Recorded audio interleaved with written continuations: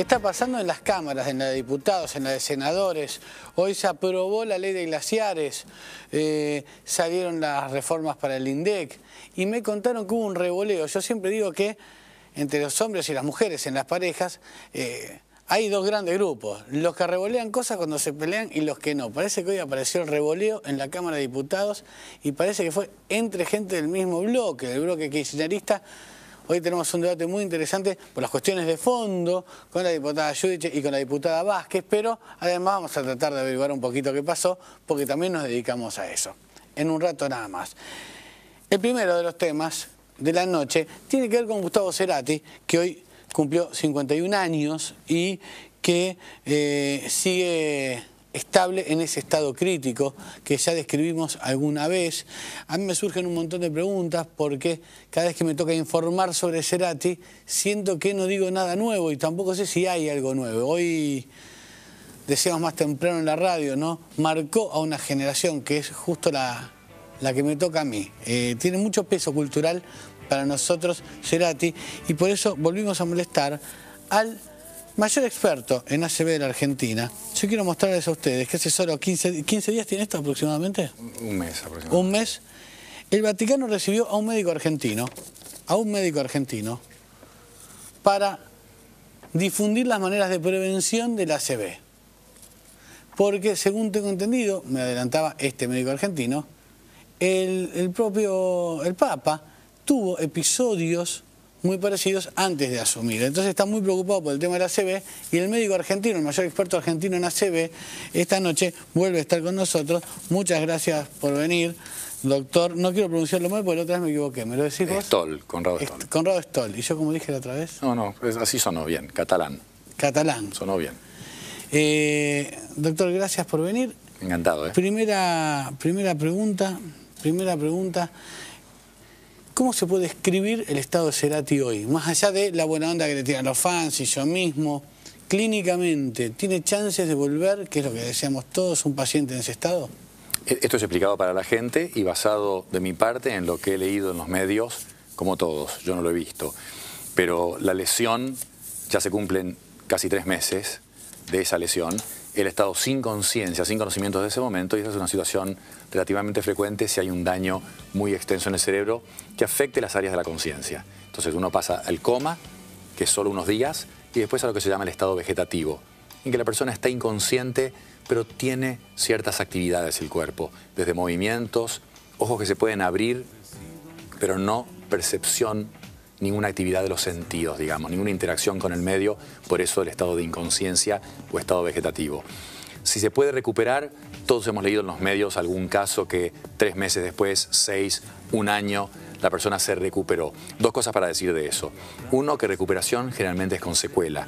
La persona que llegara a recobrar algo de conocimiento después de una lesión cerebral tan severa como para tenerla 1 mes, 3 u 8 o más inconsciente, es altísimamente improbable que se recuperara o que recobrara conciencia sin una secuela severa. Y segundo... Es altísimamente improbable que vuelva, que es la manera no médica que tenemos los fans, los que apreciamos al artista. Es muy difícil que vuelva sin secuelas muy severas. Porque uno puede predecirlo. ¿Por qué la persona perdió el conocimiento? Puede ser por traumatismos, puede ser, como en este caso, por un infarto cerebral. Se tapa una arteria, muere tejido cerebral, se inflama y esa propia inflamación, ese edema cerebral es el que lastima las áreas de la conciencia. Uno ya sabe lo que pasó, uno ya sabe el daño que tiene, viendo la resonancia o habiéndolo examinado al principio.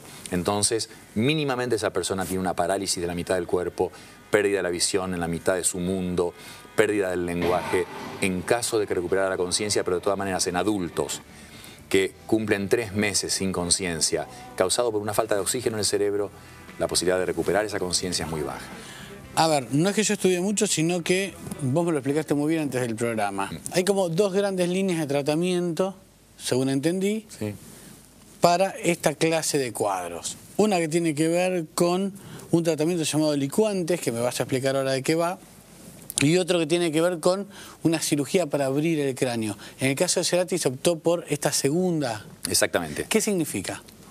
Digo. Vamos a ver, en el orden como las has nombrado y qué es lo correcto además, porque la primera, esos licuantes son drogas, de hecho las desarrollamos en la ciudad de Boston en el año 88. Fue la primera prueba que se hizo en el mundo, los primeros pacientes que fueron tratados, no sabíamos la dosis, entonces se hacía lo que es un método clínico experimental en que uno la va aumentando progresivamente para saber cuál es el punto en que sea segura, abra las arterias y no cause hemorragias, que es el riesgo que tienen. Son drogas que se inyectan en el cuerpo dentro de las 4 horas de que una arteria en el cerebro se ha tapado, y esa droga se come literalmente al coágulo y puede reabrir la arteria, pero tiene que ser inyectada en las 4 horas, si no el riesgo de producir una hemorragia, lo opuesto de lo que tiene el paciente, es mayor que el riesgo de curarlo. Entonces esas drogas son los licuantes trombolíticos, se llaman literalmente, y se usan en las primeras 4 horas, importante para que la gente lo sepa. Ante un accidente cerebrovascular, una parálisis, etcétera, acudir lo más rápido al centro más sofisticado posible en que haya chance de que uno reciba este tratamiento. Ahora, no es lo que se decidió en este caso. Entiendo que no recibió esa droga. Ajá. Yo hablé con los médicos a los 3 días. Hablaste con los médicos pero sí. Fue el día de la cirugía. El día de la cirugía. ¿Y la cirugía cuándo es? En el momento que uno ve que un paciente, y esto se ve en la clínica examinando al paciente y en las fotos del cerebro, sea tomografía o sea resonancia magnética. Cuando uno ve que el infarto es de gran tamaño, o sea que afecta casi toda la mitad de un hemisferio cerebral, casi todo el hemisferio cerebral, una mitad del cerebro, que es lo que pasó en este caso, las probabilidades de que eso se inflame lo suficiente como para apretar partes sanas del cerebro y causar la muerte es muy alta. Tanta que se llama eso infarto maligno cerebral porque tiene un 80% de mortalidad. Entonces, ¿qué hago yo para que ese cerebro inflamado no apriete áreas vitales intactas? Saco lo que lo cubre, saco esa pared que tiene, que es el cráneo. Entonces, un grupo de alemanes en Heidelberg, hace no muchos años, piensan en sacar la mitad del cráneo y eso permite la descompresión. Hablábamos hace un rato que potencialmente a Parrado le podía haber pasado eso con su golpe en el accidente en los Andes. Esto se publicó el año pasado en una revista científica. Entonces se saca la mitad del cráneo, eso permite que se descomprima, que la inflamación del cerebro que se ha infartado salga hacia afuera y entonces no empuja y no comprime áreas críticas. Por supuesto que la cirugía tiene que ser hecha en el momento perfecto. Si el cerebro ha estado inflamado y ya ha comprimido áreas críticas, probablemente eso es lo que ha pasado en este caso. Entonces no hay recuperación. Si se hace muy temprano, puede ser efectiva. Claro, un ejemplo muy interesante para entender lo que implica esta operación, de qué se trata esto de descomprimir la zona. Parece que es interesante, tiene que ver con un trabajo que me enteré, escribiste a propósito de lo que fue la tragedia de los Andes. Me parece que es bueno el ejemplo porque todo el mundo tiene presente aquella tragedia y creo que vos publicaste en una revista científica la explicación sobre por qué había sobrevivido naturalmente una de las víctimas. ¿Es así? Es el que lideró todo el rescate, que es Fernando Parrado. Sí, lo conozco. La idea es que, esto lo publicó Lancet, que es una revista bastante prestigiosa, muy prestigiosa de ciencia, y entonces en el momento del impacto, el golpe de la cabeza contra el fuselaje le fractura los huesos y una tomografía hecha hoy en día, que es la que teníamos para publicación, mostró fragmentos y en el examen del se notan fragmentos o fragmentación del cráneo, eso que esto ocurrió a los 19 años. Cuando perfectamente se puede soldar cualquier fractura de cráneo. Sin embargo, hoy se nota esa irregularidad en el cráneo y esas fracturas múltiples que él en todos los libros ha relatado. Sentía mi cabeza partida en 1000 pedazos, en la cabeza, sus amigos le hacían chistes, era como un zapallo la cabeza. Evidentemente se lo fracturó, eso descomprimió. Le salva. Bueno, lo dieron por muerto también. Entonces lo tiraron con cadáveres en la entrada del avión, lo cual le produjo hipotermia. Y el único otro método que protege neuronas contra cualquier daño es la baja de temperatura, tanto es así que se está probando un casco en este momento en Estados Unidos para bajar la temperatura en personas con infarto cerebral. A él la naturaleza le dio ese frío durante los casi 2 días que estuvo a la intemperie y además estuvo deshidratado, no le dieron agua por creer que estaba muerto y la deshidratación es otro tratamiento del edema cerebral. Entonces en el año 72, 30 años antes de que se inventara ninguno de estos tratamientos, la naturaleza en forma casual le dio la descompresión del cráneo, la baja temperatura y la falta de un exceso de agua, una deshidratación relativa, que postulé en esa publicación, que pueden haber contribuido a que él se salvara. Ahora, Conrado, a ver, desde la ética médica hay 2 ideas contrapuestas. Están quienes defienden hasta las últimas instancias mantener al paciente vivo. mantener al paciente vivo a como dé lugar, de cualquier modo y de cualquier manera que esté. Preservar la vida más allá de las consecuencias que tenga o de las posibilidades que tenga de volver, insistiendo con ese verbo, no médico. Por otro lado, hay quienes hablan de insistencia médica, de maltrato médico. Hay también una corriente que dice a veces la medicina se empeña de más y termina siendo un maltrato para el paciente. ¿Cuánto se aguanta a un paciente que tiene un cuadro como el que presenta Cerati? Obviamente es una discusión más que provocativa. Una cosa es el empeño médico en agudo. Hay un paciente, de la edad que sea, en una situación aguda por un traumatismo, por un accidente, por un infarto cerebral, por una hemorragia cerebral, por un infarto masivo. Y el médico, hace una cantidad de estudios y tratamientos que son muy invasivos, muchos de ellos, etcétera. Ahí hay una duda. Acá en lo que estamos hablando, personas en estado vegetativo que pueden pasar 20 años en estado vegetativo. Y ha sucedido muchísimas veces. 20 años. La sobrevida está cortada en una persona que tiene estado vegetativo, pero hay una sobrevida promedio de 10 años. Y el caso de Karen Quinlan, que todo el mundo recuerda, se hizo un juicio, los padres ganaron para sacarle el respirador. Se lo sacaron y ella sí vivió 15 años más sin respirador. Entonces, puede perfectamente una persona en estado vegetativo, bien cuidada, vivir muchos años de esa forma. Ahora, acaba de suceder en Estados Unidos que un marido hizo un juicio para sacarle la alimentación a su mujer que estaba en estado vegetativo ya 15 años aproximadamente, el caso Schiavo. Sí, claro, bueno, fue un caso resonante. Sí, ¿y cómo murió. Termina? Bueno, él gana, primero el gobernador de Florida, Bush, que es el hermano de Bush. Que es hermano de George Bush, el presidente, pero finalmente el marido gana y le sacan alimentación, lo cual implica, obviamente, si uno saca alimentación de una persona, se le sigue dando líquido, pero en un par de semanas la persona muere.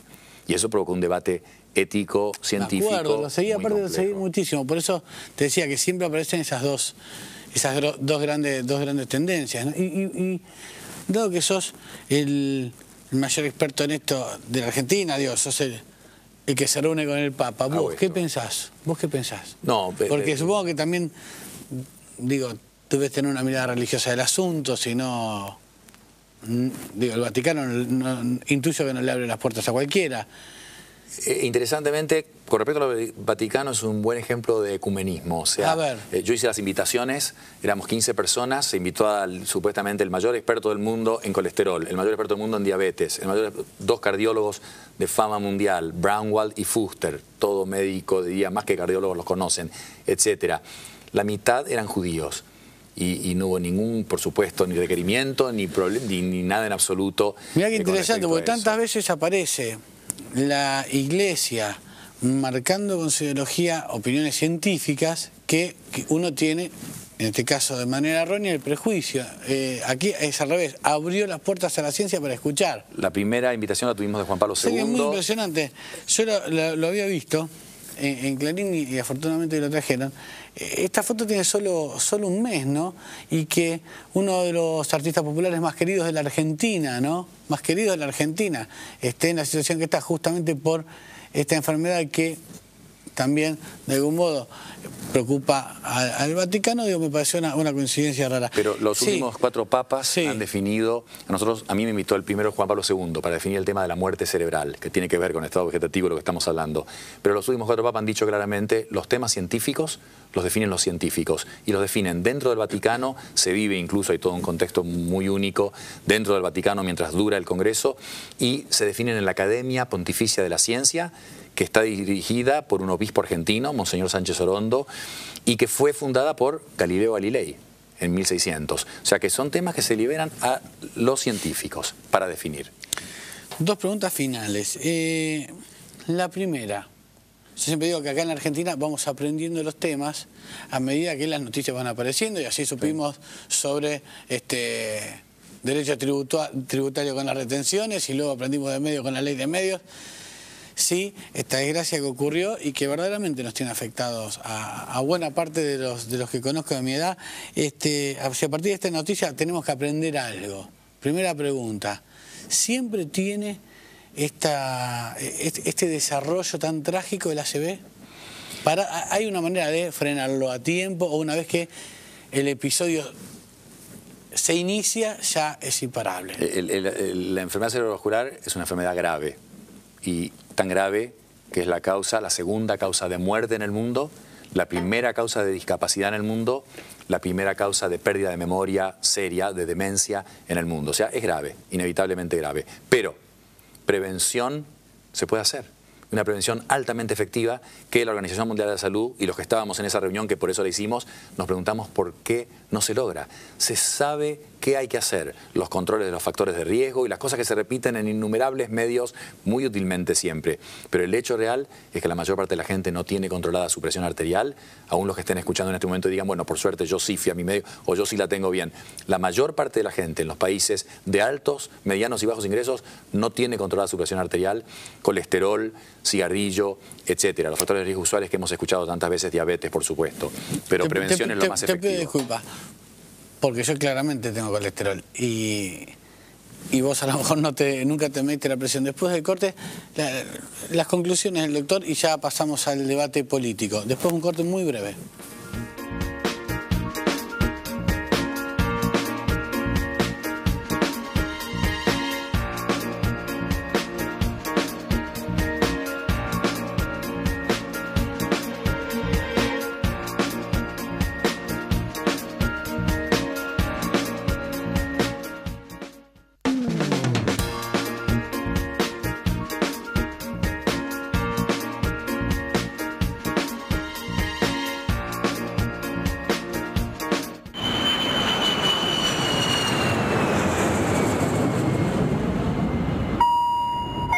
Aeropuertos Argentina 2000. Cumplimos con todos. Conrado Stoll es el mayor experto de enfermedades cerebrovasculares en Argentina. Estuvo hace un mes en el Vaticano, entre otros 15 expertos del mundo, tratando de ver cuáles son los elementos que tenía que incluir un libro que va a publicar el Vaticano a propósito del ACV, sobre cómo prevenir el ACV. Y a propósito de esto, agradeciéndote de nuevo la diferencia de haber vuelto al programa, que hayas venido una vez fue un milagro, que hayas vuelto, ya no lo puedo creer. Quería casi a modo de chisme, queda feo, podemos hablar del Papa, pero el Papa también tuvo cuadros parecidos al ACV o tuvo ACV? Antes de ser Papa. Tuvo 2 episodios cerebrovasculares. Yo decía que es una enfermedad muy grave. Por supuesto que hay gente que tiene manifestaciones transitorias que pasan o con una secuela mínima. El doble filo de eso, el peligro de eso es que hay mucha gente que cree que porque tuvo la mano paralizada 30 segundos y se le pasó, o porque lo que quedó es una pequeñísima debilidad o trastorno de la visión o lo que fuera, ya pasó, no es grave. Es la misma gravedad que la persona que queda hemipléjico, etcétera. ¿Por qué? ¿Cómo puede ser la misma gravedad, un síntoma que se fue, que alguien que tiene una secuela de esas características? Buen punto, porque las manifestaciones clínicas son el reflejo de una enfermedad arterial. Y esa arteria está enferma, se ha tapado, está casi tapada, o hay un coágulo que de algún lado del cuerpo subió al cerebro y el propio sistema que tiene el cuerpo de comer coágulos lo deshizo a tiempo. Pero una vez que ha pasado, justamente, el haber sufrido un ACV, mínimo, transitorio, leve, el que sea, el haber sufrido una ACV de algún tipo es el mayor riesgo de sufrir otro como factor de riesgo, el más importante, más que la hipertensión, más que todo. A ver, ¿hay alguna diferencia que yo pueda entender? Y en ese sentido me siento parte del público que nos ve, entre una ACV y otra clase de accidentes cardiovasculares que también podrían sintetizarse de ese modo. Digo, ¿lo que tuvo el Papa fue una ACV también? Buena pregunta, y por eso la invitación es buena y me encanta estar, porque esto es lo que se puede hacer, que es educar a la gente. Y una de las conclusiones más importantes de la reunión en el Vaticano fue: hay que cambiar una materia en el colegio, o hay que poner una materia. En vez de que mi hija me hable de la mitocondria, que no sé cuán útil le va a ser, tendría que tener una materia que sea prevención, salud. Cuidado de la salud o prevención, en lugar de anatomía o una variante de eso. Pero eso es lo más fuerte que propusimos, educación desde la infancia. Y perdóname, la respuesta es que es muy simple esto. Estas enfermedades, para que la gente no se confunda, son enfermedades de las arterias. Las arterias se enferman fácilmente por el tipo de vida que tenemos y genética que tenemos todos. Las arterias se enferman. Cuando se enferma la del corazón, eso es un infarto del corazón, una isquemia miocárdica, como lo queramos llamar. Si la arteria que se enfermó es la carótida en el cuello, o adentro, las que tenemos adentro del cráneo, que son una cantidad muy grande, eso es lo que se llama, no me gusta el nombre, pero popularmente como accidente cerebrovascular, trombosis, derrame, como quieras. Son enfermedades de las arterias. Es eso, en un lugar o en el otro. O sea, y siempre es ACV. ACV es accidente cerebrovascular. Claro. Cuando la arteria enferma es la carótida, de ahí para arriba, o la de acá para arriba es el accidente cerebrovascular. Si no, esto es infarto de miocardio. Pero los dos son reflejos de enfermedad de arteria. Por eso invitamos 2 cardiólogos de prestigio a esta reunión. Son manifestaciones de enfermedad de las arterias y se previenen de la misma forma. No soy el único gordo de la Argentina, supongo que hay otros. Por tanto, soy buen ejemplo para esta pregunta. Tipo excedido de peso, como yo, que tiene una presión justito. Es decir, puede estar uno arribita de lo que los médicos dicen. No sos un 12-8 clavado, conoces el 13. ¿Es un potencial paciente tuyo? Nosotros tratamos el riesgo de sufrir un evento arterial en el cerebro, en el corazón o en el lugar del cuerpo que sea. El tener un exceso de peso es uno de esos riesgos. Y el punto importante que estás haciendo es que sos una persona joven y tenemos que destruir el mito de que esto solo le pasa a una persona mayor. Hemos visto suficiente gente muy joven y hemos escrito capítulos sobre accidente cerebrovascular en los jóvenes, que incluye chicos de 15 años, para entender que esto a cualquier edad ¿Venís a romper el mito para preocuparme a mí? Bueno, todos tenemos que estar preocupados. Y yo puedo decir que mi padre tuvo una operación de corazón muy joven, eso me impone un riesgo importante a mí. O sea, una persona puede... Se hereda también. Es uno de los factores de riesgo más importantes. Una persona puede ser delgada. Los factores de riesgo son la herencia. Herencia importantísimo. Si los padres antes de los 70 años han tenido algún evento vascular de algún tipo serio, eso dice yo me tengo que cuidar especialmente. Segundo, junto con el primero, si quisiera, si puedo decirlo y promoverlo, hacer propaganda, hipertensión, presión alta. La presión es hasta 130-80, quizás menos que eso sería normal, se está estudiando en este momento. Normal es 12-8, ¿no? Me gusta eso, 120-80 lo decís, más estricto todavía, perfecto. Y después, cigarrillo, colesterol, el peso, como decíamos, ejercicio. Pero genética no podemos hacer nada al respecto. Los hombres tienen más riesgo que las mujeres, no se puede hacer nada al respecto. Tener más de 50 años impone un riesgo agregado, no se puede hacer nada al respecto de tener la edad. Viene, la edad viene. La genética también viene. Sí. Lo que podemos hacer es tratar los factores de riesgo tratables y por eso tratamos todo. No solamente ese exceso de peso, todo globalmente, y la mayor parte de la gente tiene algún riesgo. Y por eso todo el mundo tiene que hacer estos chequeos, y de ahí lo que hablábamos en chicos, empezar con una dieta, enseñar lo que es una dieta sana. Y de ahí en adelante hemos visto que los chicos ponen presión a los padres. Hicimos experiencias en algún colegio enseñándoles. Totalmente. Y después los padres nos llamaban diciendo, mi hijo me dice que coma menos sal, que no fume, que no. Esa es la forma. Doctor, muchas gracias. Gracias, Gerardo, por la invitación. Un gusto, un placer. Como siempre, recibirte. Claramente entiendo mucho mejor esta enfermedad que se hizo noticia, lamentablemente, porque afectó a uno de los artistas populares más queridos de la Argentina. Estoy comunicado ya, después del corte, entonces no lo adelanto hasta que no lo tengo. Después del corte seguro, un debate político muy interesante. Está cambiando el Parlamento. La oposición empieza a encontrarle la vuelta. Hoy salió la ley de glaciares, en el Senado la reforma del INDEC. Hay un nuevo Congreso que desde el oficialismo llaman obstruccionista en el mejor de los casos. ¿Qué está pasando? ¿Qué pasó hoy? ¿Qué implica lo del INDEC? ¿Qué implica lo de los glaciares después del corte?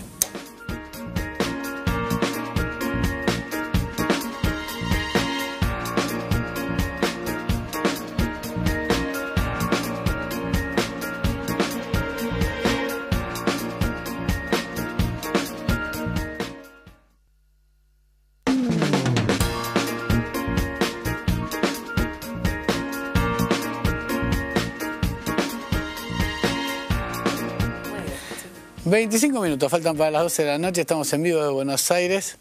...y nos estamos riendo porque yo digo esto... ...que hay dos grandes grupos... ...hay dos grandes grupos entre los hombres y las mujeres... ¿Qué son? Están los que revolean y los que no... ¿Quién no ha tenido un novio o una novia revoleador? Y... el discutidor normal, el que no revolea nada. Y yo contaba hoy temprano... ...gracias, diputada Silva Vázquez, por venir... ...gracias Silvana Giudice... ...ya estaba Giudice y escuchó... que parece que hoy hubo un revoleo de cosas en la Cámara. ¿Es verdad que hubo un revoleo entre kirchneristas? Sí, hubo ahí algo muy curioso, ¿no? Digo, me pareció que momento de enojo que terminó en el revoleo de una carpeta, un reglamento, un papel sobre el escritorio del secretario administrativo. Pero bueno. Yo sé que se peleó Rossi con Fellner. Fue así, hubo un debate fuerte, ¿no? Un debate reglamentario. La culpable es la diputada Vázquez. La verdad, creo en la culpa, creo en la responsabilidad. Bueno, claro. la responsabilidad. Y esta vez la acompañamos a la diputada Vázquez porque planteaba, bueno, un reclamo. Son corresponsables. Muy legítimo. A ver, vamos a explicarle a la gente. Ahora vamos a hablar de la cuestión de fondo, que es la ley de glaciares, pero para que se entienda, pues es un detalle que si no, ocupa 1 hora y media del Congreso y nadie lo cuenta.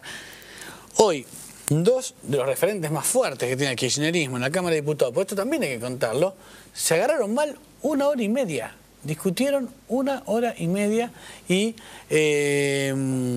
esto terminó con que uno revolvió no sé qué al otro. ¿Qué pasó? ¿En serio? ¿Se pelearon por vos? Ah, bueno, no. La verdad que no fue así. El caso fue el siguiente. Hay una situación muy crítica en Formosa con los pueblos originarios, con la comunidad COM, el pueblo COM, la comunidad de la Primavera.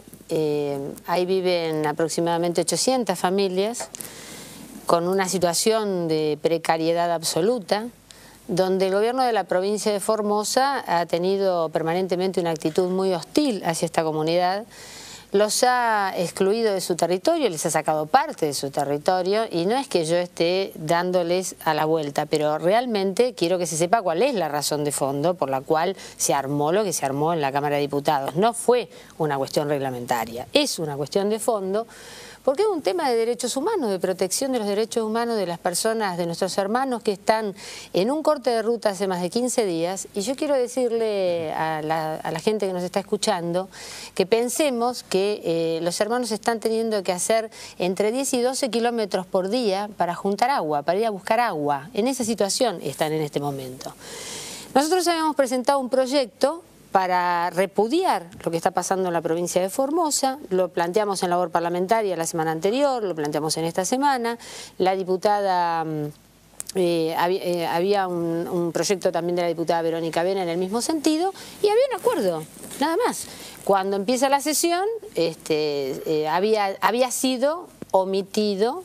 No estaba en la lista de lo que se iba a tratar. No estaba en la lista. Entonces yo levanté la mano y dije, perdón, hay un error. ¿Y qué, perdóname, ¿y qué es lo que se tiene que tratar? Entendí la problemática. ¿Qué es lo que debía ponerse a consideración del cuerpo? Había que poner a consideración del cuerpo el tratamiento de ese proyecto en el día de hoy, porque habíamos pedido que fuera sobre tablas, es decir, que se tratara en el día de hoy, sin demora, sin dilación. ¿Y quién no quería? Bueno, concretamente lo que pasó fue que en principio parecía que había sido un error material, pero bueno, después surgió un debate mucho más fuerte porque una de las diputadas del Frente para la Victoria de la provincia de Formosa se planteó, pidió la palabra, se oponía al tratamiento del tema. Bueno, ahí en definitiva lo que pasó fue que los distintos presidentes de bloque fueron dando cuenta de lo que había sucedido en la reunión de labor parlamentaria. Y yo sinceramente quiero agradecer el gesto que tuvieron, porque me parece que hoy pasó algo, es cierto, raro, diferente, pero me parece que es bueno y es saludable que suceda. Que es que más allá de las posiciones que tenemos en general, en distintos temas, que podemos coincidir, podemos compartir, y en otras disentir, la palabra la respetemos. Y que si decimos una cosa y que la vamos a hacer, esa cosa se haga. Entonces, lo que se planteó en el recinto fue si se cumplía con la palabra dada o no. Y lo que hicimos fue cumplir con la palabra. Y bueno, 2/3 acompañando el proyecto significó también que parte de... Ella no lo dice. Esa es la parte más interesante, ¿no? Parte del centro 2/3, claro. Esta vez 2/3 de la Cámara planteando una posición en contra del oficialismo, es decir, que la oposición y los bloques aliados del kirchnerismo deciden una medida por 2/3 por primera vez. Pero, como dice la diputada Vázquez, acá hubo 2 problemas. Primero, esta falta de acuerdo, donde aparentemente había un error, pero después nos dimos cuenta que no, que finalmente era una posición política de no acompañar el pedido de la diputada Vázquez. Y después pasó también en otro proyecto del diputado Julio Martínez, que había tenido 3 dictámenes de comisión por unanimidad y porque algún diputado del Frente para la Victoria de La Rioja no quería tratarlo también estuvimos más de una hora discutiendo y se quería sacar del plan de labor. Es decir, que en dos temas que ya estaban acordados, el Frente para la Victoria quería volver atrás. ¿Qué es lo que está pasando? Más allá del enojo y el revoleo de los papeles.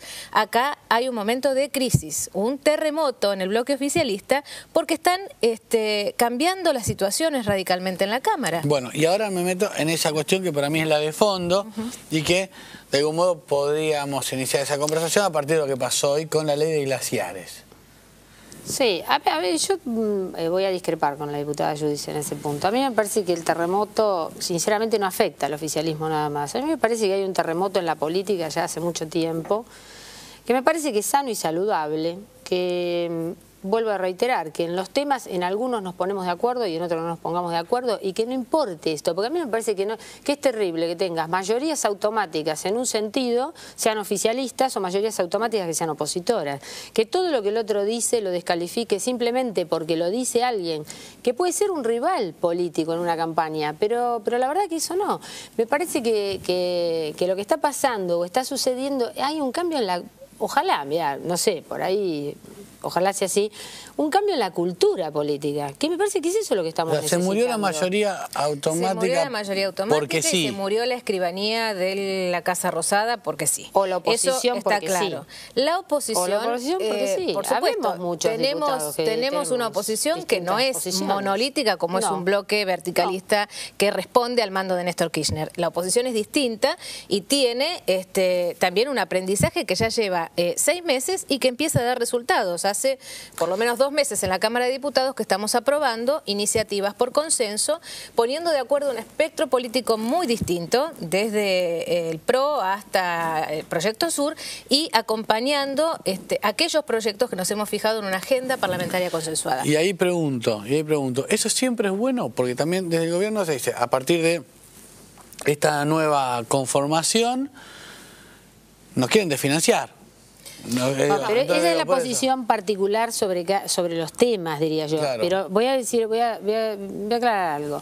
Hace una semana atrás, en la Comisión de Comercio, cuando fue en oportunidad del tratamiento de los proyectos sobre el INDEC, la verdad que la oposición, yo no compartí para nada lo que sucedió en la Comisión de Comercio. Miren, por algo lo llamé el Club de Amigos de la Oposición. Habían ido con un predictamen consensuado entre un grupo nada más. Yo soy autora de uno de los proyectos, no hubo oportunidad de debatir, no hubo oportunidad de consensuar nada, no ese es el criterio con el que tenemos que funcionar.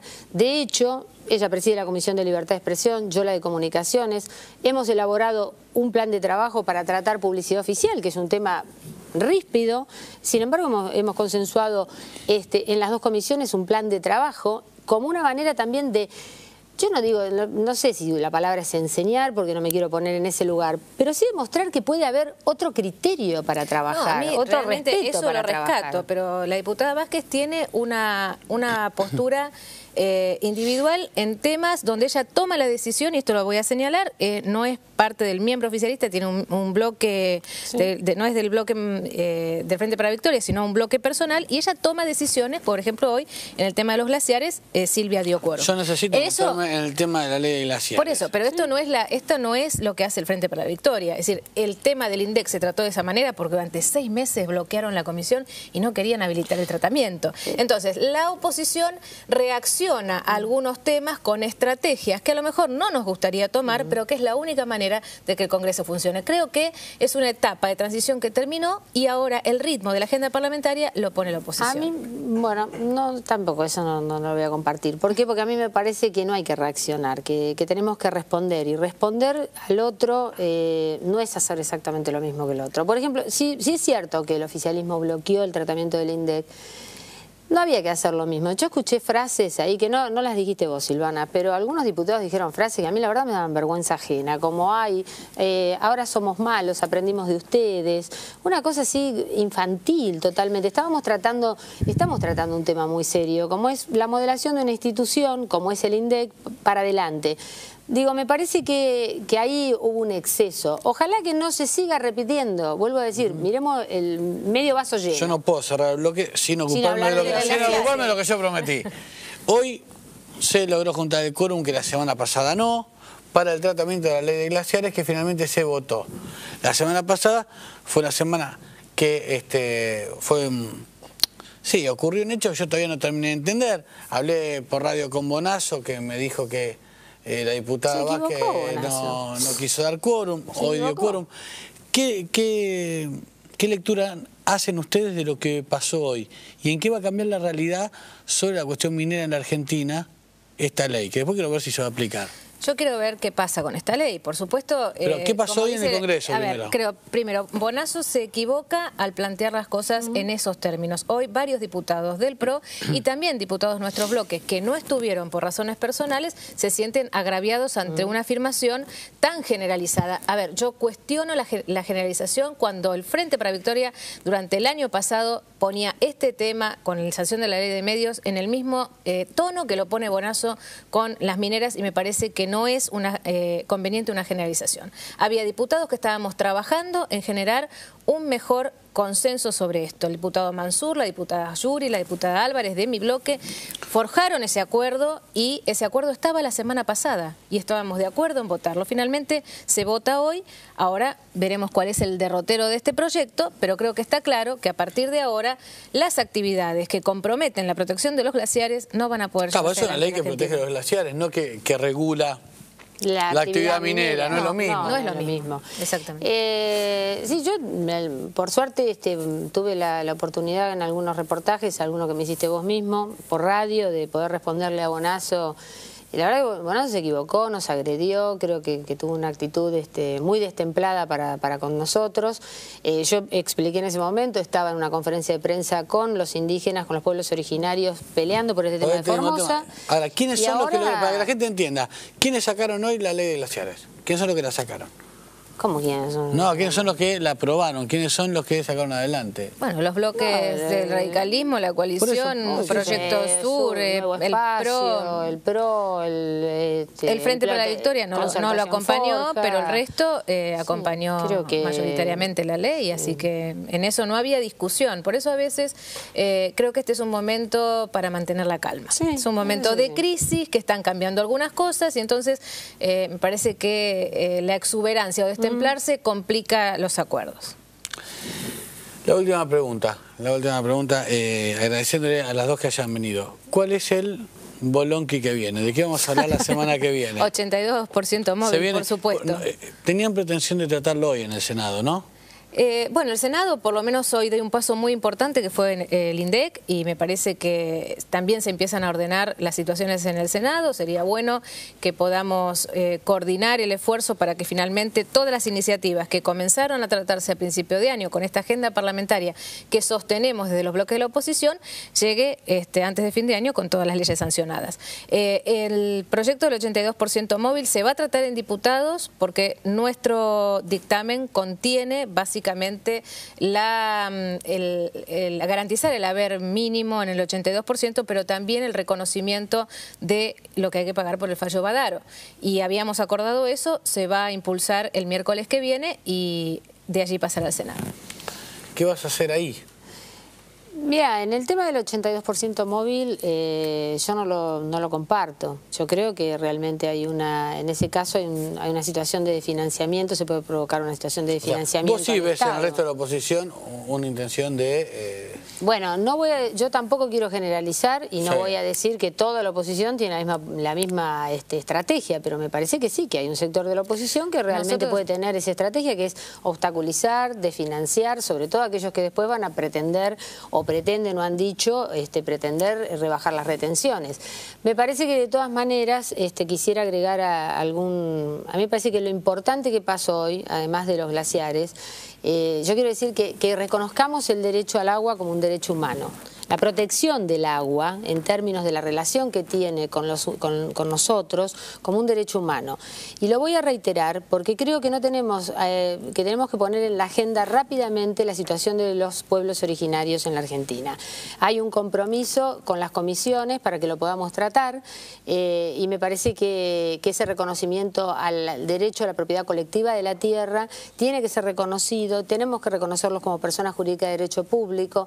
Hay argentinos argentinos que la están pasando muy mal en el mismo momento que nosotros estamos aquí, con aire acondicionado, con mucho confort. Y creo que tenemos que abrirnos a poder tratarlo y no patear más las cosas para adelante. Yo, para aclarar, porque sé que tenés poco tiempo, Gerardo, nosotros tenemos proyecto para el 82% móvil desde hace 5 años. Lo venimos replanteando, lo pedimos como preferencia cada año parlamentario. Es realmente increíble que se opongan por el hecho de que la oposición quiere desfinanciar. De ninguna manera, son reivindicaciones que sostenemos desde hace muchos años, queremos que esto se trate, tenemos una agenda social planteada en el Congreso como la universalización de las asignaciones por hijo y también su movilidad automática y el 82%.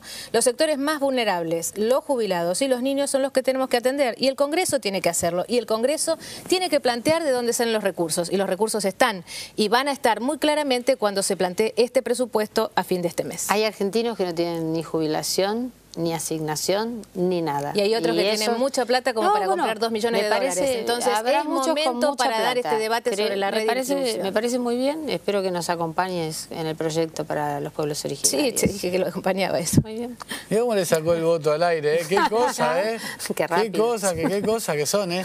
Gracias de verdad por venir. Buenas noches. Gracias. Y me alegra que se traten así. La última vez que las vi estaban con el tema de la ley de medios, se mataban, así que no, me alegra que en la comisión volvemos a ese ritmo de debate. Pero a veces, tengo que ir al corte, Gracias de verdad, diputada Yudicha, gracias, diputada Vázquez. Después del corte nos vamos a ocupar de un tema que hoy conmovió a buena parte de la ciudad de Buenos Aires. Ustedes saben, una familia estuvo tomada como rehén en su propio departamento.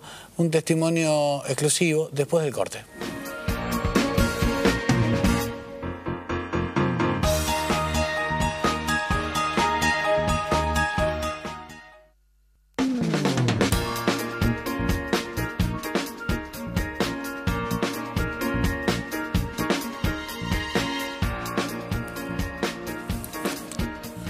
Bueno, una toma de rehenes en Palermo mantuvo la atención durante casi 10 horas y es algo que ocurrió en la calle Arauz, ustedes habrán visto, ahí tenemos algunas imágenes, y acabamos de tomar contacto con Julio Ortiz, que fue uno de los rehenes, y queríamos conocer el otro lado de la noticia. Julio, gracias por atenderme. Gerardo Rosín te saluda. Hola, buenas noches. Buenas noches. Lo primero que quería saber es qué ocurrió. No, entraron a robar acá al departamento cuando estábamos durmiendo y bueno, nada, que exigían dinero que creían que había y no era tal. Y bueno, empezaron a tratar de buscarlo, a exigirnos, y cuando se dieron cuenta que la policía estaba acá en el edificio, nada, trataron de querer escapar de alguna forma, y durante mucho tiempo estuvimos en silencio para que los policías creyeran que acá no había nadie. Bueno, cuando ya la cosa como que se blanqueó, que la policía estaba y que la policía sabía que nosotros estábamos dentro del departamento y los ladrones sabían que la policía también estaba, que estaban tratando de entrar. Bueno, ahí es como que empieza todo esto del balcón, de salir, de pedir los medios, de querer que venga un fiscal, un juez. Y bueno, en realidad lo que yo te quería decir es que cuando empieza todo esto y llegan los medios, empezamos a ver nosotros en la televisión y las cosas empiezan a ponerse complicadas cuando se escuchan, no sé, gente opinando, diciendo cosas que no eran verdad. Los ladrones se empezaron a poner como locos y en ese momento nosotros sentíamos que nuestras vidas estaban en peligro.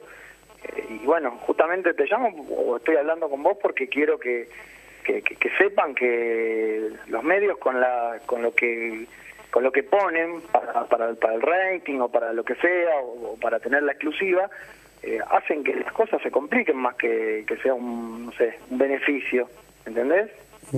Claro. Julio, dos preguntas sobre lo que dijiste. Una sobre la crónica de los hechos y otra sobre lo que me contabas al final como tu mirada del asunto. La primera, podemos confirmar, sí, sobre el hecho que estaban mal dateados. Se había informado eso, que ellos entraron mal dateados, creyendo que ustedes tenían un dinero que no tenían. Esto es así. Esto es así, exactamente. Esto es así. Y después, a propósito de lo de los medios, ¿no pidieron los propios delincuentes la cobertura mediática? Sí, porque parece que lo que a ellos los tranquiliza es que si hay una cámara enfocando, lo que ellos sienten que la policía no les puede hacer ningún daño, claro, por más que se entreguen. O sea, creo que esa es la idea que ellos tienen. Sí. Pero bueno, cuando empezaron a escuchar personas que decían que nos querían tirar por el balcón, que había disparos y otras cosas, era como que ellos se sentían que en el momento que se entreguen iban a tener más puntos en contra para un juicio. Entonces se pusieron nerviosos y nosotros fue el momento donde nos generó miedo, porque en todo momento no tuvimos miedo, porque nos trataron bien, nos trataron con respeto, más allá de que es un robo, ¿no? Pero bueno... Sí, y estaban armados. Estaban los 4 armados, pero en ningún momento no sentíamos esa sensación de que en cualquier momento nos podían disparar. Pero cuando pasó lo del noticiero y justamente cuando estaba Andino pasando un vecino que estaba dando opiniones de algo que no tenía ni idea, ahí fue cuando se pusieron mal y donde nosotros tuvimos miedo. Y creo que de todo esto me quedó esto, que a veces por querer cubrir una nota y ocupar con palabras cosas, ocupar con palabras espacios, se dicen cualquier cosa y no sé a quién le importa. A mí hoy me importa porque me pasó a mí y realmente creo que hoy entendí que con este tipo de cosas se juega la vida de la gente. Aclarada tu posición sobre el asunto, me interesa hacerte 2 preguntas justamente para precisar lo que ocurrió. ¿Ustedes se despiertan con los tipos adentro? ¿Esto es así? No nos despertamos con los tipos adentro. Dora es la encargada del edificio y es la mamá de mi novia. Ella nos toca el timbre y nosotros vemos que están ellos ahí. Bueno, tuvimos que abrir la puerta porque estaba ella ahí, no teníamos otra opción. Claro. O sea, si no abríamos la puerta nosotros íbamos a estar seguros, pero ella iba a estar con los ladrones afuera. O sea que sí, claro, pues creo que ellos manejaban la información, ya aclaraste errada, de que tenía el cobro de las expensas, ¿no? Sí, pero en realidad ellos nos habían dicho que acá alguien les había dicho que había 160.000 pesos. Las expensas creo que no eran lo que buscaban. Buscaban esos 160.000 pesos que estoy muy lejos de tenerlos. Claro.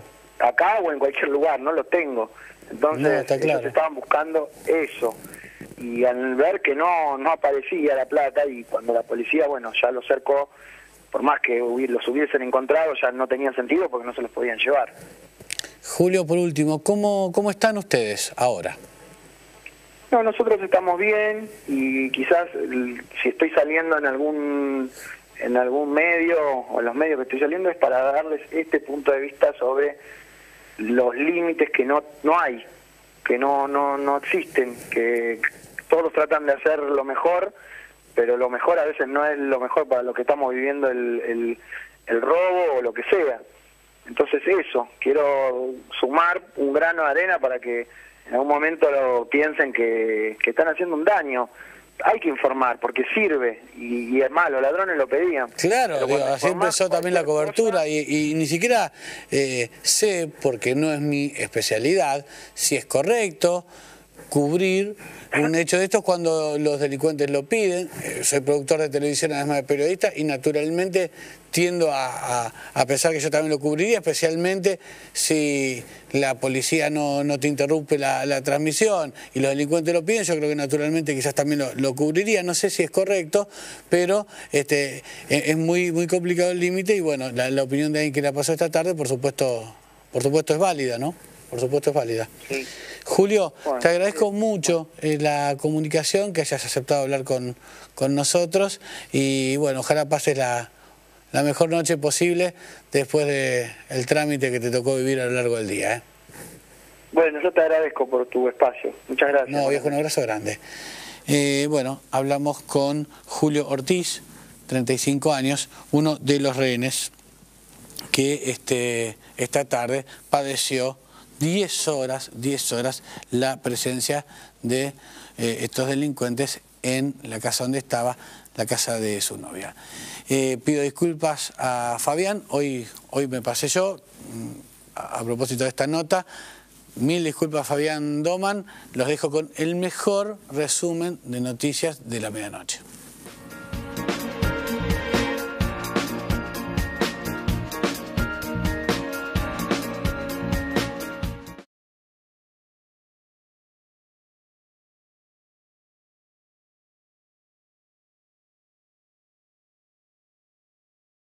Hemos leído en los medios algún caso que 3 meses después, 6, 1 año, la persona se recuperó. 2 cosas para decir de eso. Uno, que recuperación generalmente es con secuela. La persona que llegara a recobrar algo de conocimiento después de una lesión cerebral tan severa como para tenerla 1 mes, 3 u 8 o más inconsciente, es altísimamente improbable que se recuperara o que recobrara conciencia sin una secuela severa. Y segundo... Es altísimamente improbable que vuelva, que es la manera no médica que tenemos los fans, los que apreciamos al artista. Es muy difícil que vuelva sin secuelas muy severas.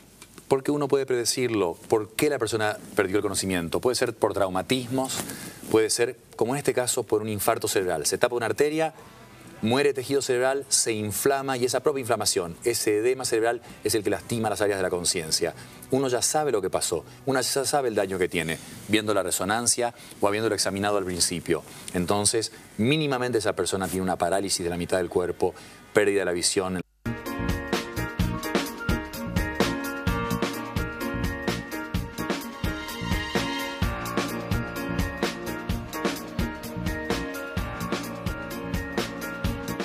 ¿Qué está pasando en las cámaras, en la de diputados, en la de senadores?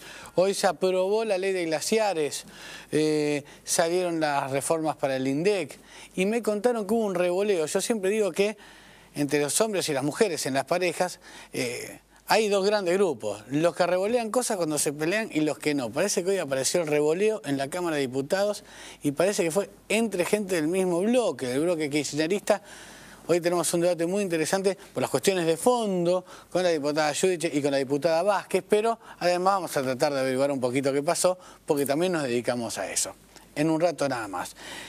El primero de los temas de la noche tiene que ver con Gustavo Cerati, que hoy cumplió 51 años y que sigue estable en ese estado crítico que ya describimos alguna vez. La mitad de su mundo, pérdida del lenguaje, en caso de que recuperara la conciencia, pero de todas maneras en adultos que cumplen 3 meses sin conciencia, causado por una falta de oxígeno en el cerebro, la posibilidad de recuperar esa conciencia es muy baja. A ver, no es que yo estudie mucho, sino que vos me lo explicaste muy bien antes del programa. Hay como 2 grandes líneas de tratamiento, según entendí, Sí. para esta clase de cuadros. Una que tiene que ver con un tratamiento llamado licuantes, que me vas a explicar ahora de qué va, y otro que tiene que ver con una cirugía para abrir el cráneo. En el caso de Cerati se optó por esta segunda. Exactamente. ¿Qué significa? Digo. Vamos a ver en el orden como las has nombrado y qué es lo correcto además, porque la primera, esos licuantes son drogas, de hecho las desarrollamos en la ciudad de Boston en el año 88. Fue la primera prueba que se hizo en el mundo, los primeros pacientes que fueron tratados, no sabíamos la dosis, entonces se hacía lo que es un método clínico experimental en que uno la va aumentando progresivamente para saber cuál es el punto en que sea segura, abra las arterias y no cause hemorragias, que es el riesgo que tienen. Son drogas que se inyectan en el cuerpo. A mí me surgen un montón de preguntas porque cada vez que me toca informar sobre Cerati siento que no digo nada nuevo y tampoco sé si hay algo nuevo. Hoy decíamos más temprano en la radio, ¿no? Marcó a una generación que es justo la que me toca a mí. Tiene mucho peso cultural para nosotros Cerati y por eso volvimos a molestar al mayor experto en ACV de la Argentina. Yo quiero mostrarles a ustedes que hace solo 15 días tiene esto aproximadamente. Un mes aproximadamente. Un mes. el Vaticano recibió a un médico argentino, para difundir las maneras de prevención del ACV. Porque, según tengo entendido, me adelantaba este médico argentino, el Papa tuvo episodios muy parecidos antes de asumir. Entonces está muy preocupado por el tema del ACV y el médico argentino, el mayor experto argentino en ACV, esta noche vuelve a estar con nosotros. Muchas gracias por venir, doctor. No quiero pronunciarlo mal porque la otra vez me equivoqué. ¿Me lo decís vos? Stoll, Conrado Stoll. Conrado Stoll. ¿Y yo como dije la otra vez? No, así sonó bien, catalán. Catalán. Sonó bien. Doctor, gracias por venir. Encantado, ¿eh? Primera pregunta. ¿Cómo se puede describir el estado de Cerati hoy? Más allá de la buena onda que le tiran los fans y yo mismo, clínicamente, ¿tiene chances de volver, que es lo que deseamos todos, un paciente en ese estado? Esto es explicado para la gente y basado de mi parte en lo que he leído en los medios, como todos, yo no lo he visto. Pero la lesión, ya se cumplen casi 3 meses de esa lesión. Él ha estado sin conciencia, sin conocimientos de ese momento, y esa es una situación relativamente frecuente si hay un daño muy extenso en el cerebro que afecte las áreas de la conciencia. Entonces uno pasa al coma, que es solo unos días, y después a lo que se llama el estado vegetativo, en que la persona está inconsciente, pero tiene ciertas actividades el cuerpo, desde movimientos, ojos que se pueden abrir, pero no percepción, ninguna actividad de los sentidos, digamos, ninguna interacción con el medio, por eso el estado de inconsciencia o estado vegetativo. Si se puede recuperar, todo